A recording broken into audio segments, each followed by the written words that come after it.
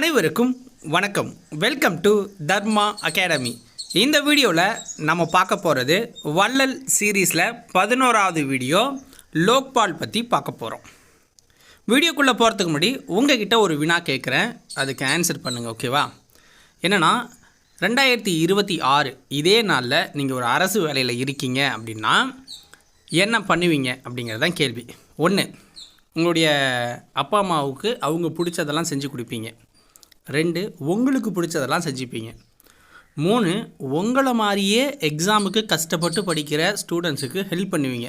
இந்த 3ல் எதை பண்ணுவீங்க அப்படிங்கிறத கமெண்ட்ஸில் சொல்லுங்கள், ஓகேவா? வீடியோக்குள்ளே போகலாமா? ஃபஸ்ட்டு இந்த லோக்பால் அப்படிங்கிறது எதுக்காக கொண்டு வந்தாங்க அப்படின்னு பார்த்தீங்கன்னா, உயர் பதவிகளில் இருப்பாங்கள்ல, பிரதமர், மத்திய அமைச்சர்கள், உயர் அதிகாரிகள் மற்றும் ஊழியர்கள். ஸோ இவங்கெல்லாம் ஊழல் பண்ணால் அதை விசாரிக்கிறதுக்கு உண்டான ஒரு இதுதான் லோக்பால் அப்படிங்கிறது, ஓகேங்களா? இதுக்காக தான் கொண்டு வந்தாங்க. இப்போ இது எங்கேருந்து ஸ்டார்ட் ஆச்சு அப்படிங்கிறத 1 by 1 பார்க்கலாம். லோக்பால் அப்படின்னா மக்கள் காவலன் அப்படிங்கிறது தான் அதனுடைய பொருள். மக்கள் காவலன் இது ஸ்வீடன் நாட்டிலேருந்து, நம்மளுடைய அரசியலமைப்பே பிற நாடுகளிலிருந்து எடுத்துக்கொள்ளப்பட்டது தான். அதே மாதிரி இந்த லோக்பால் அப்படிங்கிற அமைப்பு இருக்குல்ல, இதுவும் ஸ்வீடனில் பின்பற்றுற ஒரு முறை தான். ஸோ அங்கேருந்து நம்ம காப்பி பண்ணியிருக்கோம். நியூசிலாந்து அப்படிங்கிற ஒரு நாட்டில் பாராளுமன்ற விசாரணை கமிஷன் அப்படிங்கிற பேரில் இது இயங்கிக்கிட்டு இருக்கு. இதை இந்தியாவில் முதல்ல 1960 சட்ட அமைச்சராக இருந்த அசோக் குமார் சென் அப்படிங்கிறவர் மக்களவையில் முன்மொழிகிறார், ஓகேங்களா? யார்? மொராஜி தேசாய் காலத்தில், அதுக்கு முன்னாடியே அசோக் குமார் சென் முன்மொழிகிறார், குறை தீர்ப்பாளர் அப்படிங்கிற பேரில். 1963 லோக்பால் அப்படிங்கிற இந்த வார்த்தையை கொண்டு வந்தவர் யாருன்னா LM சிங்வி அப்படிங்கிறவர் தான் இந்த வார்த்தையை முதல்ல அறிமுகப்படுத்துகிறார். குறை தீர்ப்பாளர் வெவ்வேறு பேர்களில் இருந்ததை லோக்பால் அப்படின்னு கொண்டு வராரு. 1966 மொராஜி தேசாய் தலைமையிலான நிர்வாக சீர்திருத்த குழு லோக்பால் அமைப்பு அமைக்கணும் அப்படின்னு சொல்கிறாங்க, ஓகேங்களா? அதிலேருந்து மசோதா மக்களவையில் தாக்கல் செய்யப்படும். அப்புறம் ஆட்சி கவுந்ததுக்கப்புறம் அதை விட்டுருவாங்க. அதே மாதிரி 10 முறை, ஓகேங்களா? 9 முறைக்கு மேலே, 9 முறைன்னு நினைக்கிறேன். ஸோ மசோதா மாநிலங்களவையில் நிறைவேற்றப்படும் மக்களவையில், அதுக்கப்புறம் பார்த்திங்கன்னா ஆட்சி கவுந்தனி விட்டுருவாங்க. அதே மாதிரி 9 முறை நடந்து 10வது முறையாக அது மக்களவையில் நிறைவேற்றப்பட்டு அதுக்கப்புறம் பார்த்திங்க அப்படின்னா குடியரசுத் தலைவர் ஒப்புதல், அடுத்தது நடைமுறைக்கும் வந்துருச்சு. ஸோ ஓகேங்களா? அந்த ப்ராசஸ் என்ன அப்படின்னா, லோக்பால் மத்தியில் அதோட பேர் லோக்பால், மாநிலத்தில் இருக்கும்போது லோக் ஆயுக்தா, ஓகேங்களா? 1968 முதல் லோக்பால் மசோதாவை சாந்தி பூஷன் தாக்கல் பண்ணுறாரு. அதுக்கப்புறம் அது அப்போ நிறைவேற்றப்படலை. 1969 4வது மக்களவையில் அது நிறைவேற்றப்படுது. பட் ஆட்சி கவிழ்ப்பால் அது போயிடுது, ஓகேங்களா? ஸோ அதுக்கப்புறம் டிசம்பர் 18, 2013 லோக்பால் மசோதா 10வது முறையாக நிறைவேற்றப்படுது. ஜனவரி 16, 2014 லோக்பால் இந்தியாவில் அமல்படுத்தப்படுது, ஓகேங்களா? 2016 ஜனவரி 16 வந்துருச்சு. முதல் லோக்பால் தலைவர் யாருன்னா பினாகி சந்திர கோஸ் அப்படிங்கிறவர் தான். ஸோ 2014 இதோட தலைவர்லாம் அறிவிச்சிட்டாங்க. பட் அப்போ இந்த லோக்பாலுக்கு உண்டான அந்த ப்ரொசீஜர்னு ஒன்று இருக்குல்ல, தலைவர் எப்படி நியமிக்கணும் அப்படிங்கிற ப்ரொசீஜர் படி நியமிக்கலை அப்படிங்கிறதால அதை கணக்கில் எடுத்துக்கலை, ஓகேங்களா? அது அங்கீகரிக்கப்படலை.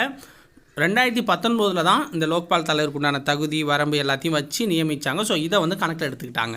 பினாகி சந்திர கோஸ் 2019 மார்ச் 23 பதவியேற்றுக்கிட்டார், ஓகேங்களா? இப்போ இருக்கிற தலைவர் யார் கரண்ட்டில் அப்படின்னு பார்த்தீங்கன்னா அஜய் மாணிக்கராவ் கான்வில்கர் அப்படிங்கிறவர் தான். அஜய் மாணிக்கராவ் கான்வில்கர் அப்படிங்கிறவர் தான் 2024 பிப்ரவரி 27 இந்த பதவிக்கு வந்திருக்காரு. இந்த லோக்பாலில் ஒரு தலைவர் இருப்பார், ஓகேங்களா? 8 உறுப்பினர்கள் இருப்பாங்க. ஒரு தலைவர் 8 உறுப்பினர்கள் இருப்பாங்க. இந்த 8 உறுப்பினர்கள் இருக்காங்கல்ல, அதில் 50% பேர் நிதித்துறை சார்ந்தவங்களாக இருக்கணும். 50% பேர் SC ST OPC மற்றும் பெண்கள் இந்த ரிலேட்டடில் ஒரு 50% இருக்கணும், ஓகேங்களா? தலைவர், இப்போ தலைவராக இருக்கிறவங்க தற்போது அல்லது ஓய்வு பெற்ற உச்ச நீதிமன்ற தலைமை நீதிபதியாக இருக்கணும், புரியுதுங்களா? இப்போ உச்ச நீதிமன்ற தலைமை நீதிபதியாக இருக்கலாம், அல்லது ஓய்வு பெற்ற தலைமை நீதிபதியாக இருக்கலாம், இல்லை நீதித்துறை சாராத துறையாக இருந்தாலும் ஆனால் அதற்குரிய தகுதி பெற்றவராக இருக்கணும். உறுப்பினர்கள் தேர்வு எப்படி பண்ணுவாங்க அப்படின்னு பார்க்கலாம். இப்போ உறுப்பினர்கள் அப்படின்னா ஃபஸ்ட்டு பிரதமர் வந்துடுவார், மக்களவை சபாநாயகர் வந்துடுவார், மக்களவை எதிர்க்கட்சி தலைவர் உள்ளே வருவார், நாட்டோட தலைமை நீதிபதியும் உள்ளே வந்துடுறாரு. இந்த 4 பேர் வந்து 5ஆவதாக ஒரு நபரை சொல்லுவாங்க. ஸோ இது மாதிரி இவர் வந்து நல்ல நீதிபதியாக இருக்கார், இவரை போட்டுக்கலாம் அப்படின்னு குடியரசுத் தலைவருக்கு பரிந்துரை செய்யும் பட்சத்தில் குடியரசுத் தலைவர் அவங்கள நியமனம் பண்ணுவார். ஓகேங்களா? பதவி நீக்கம் எப்படி இவங்களெல்லாம் பண்ணலாம் இந்த உறுப்பினர்கள் அப்படின்னா, குடியரசுத் தலைவர் வந்து அவங்க சரியில்லை, அவங்க வந்து ஊழல் பண்ணுறாங்க, ஏதோ தப்பு பண்ணுறாங்க அப்படிங்கிற பட்சத்தில் அவர் தகுதி நீக்கம் அவராகவே பண்ணிடலாம்.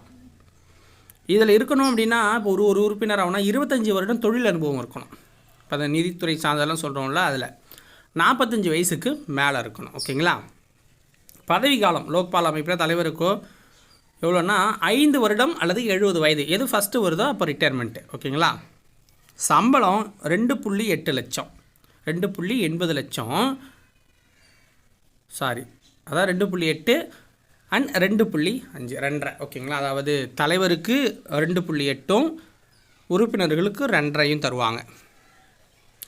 லோக்பால் உறுப்பினர்கள் லோக்பாலோட சட்ட விதி 63 படி மசோதா நிறைவேற்றப்பட்ட அடுத்த 365 நாட்களில் மாநில சட்டசபையில் இது நிறைவேற்றப்படணும் அப்படின்னு சொல்லியிருக்காங்க.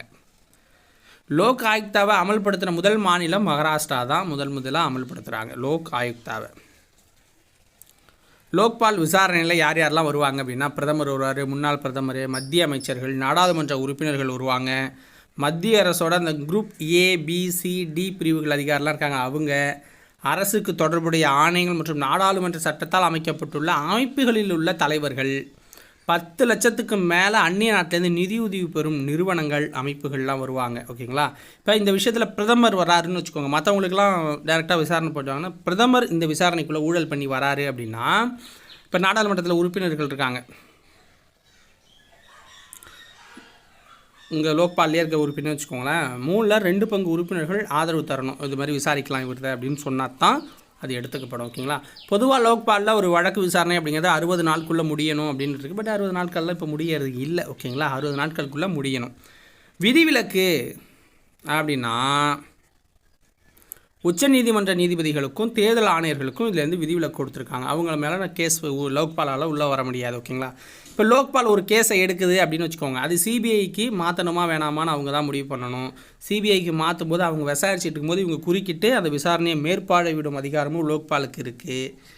இப்போ ஒரு கேஸ் நடந்துக்கிட்டு இருக்கும், அந்த கேஸ்லேருந்து ஒருத்தரை மாற்றிட்டு இன்னொருத்தரை போட போகிறாங்கன்னா அது லோக்பாலுக்கிட்ட அனுமதி வாங்கிட்டு தான் போடணும். அது மாதிரியான நிறைய ரூல்ஸ் லோக்பாலுக்கு கொடுத்துருக்காங்க. ஓகேங்களா? சரி, இவ்வளோதான் லோக்பாலை பற்றி. கேட்ட கொஷின்ஸ்க்கு உங்களுடைய ஆன்சர் என்ன அப்படிங்கிறத கமெண்ட்ஸில் சொல்லிடுங்க. வீடியோ பிடிச்சிருந்தா ஒரு லைக் பண்ணிவிட்டு சேனலை சப்ஸ்கிரைப் பண்ணி வச்சுக்கோங்க. ஓகேவா? நன்றி, வணக்கம்.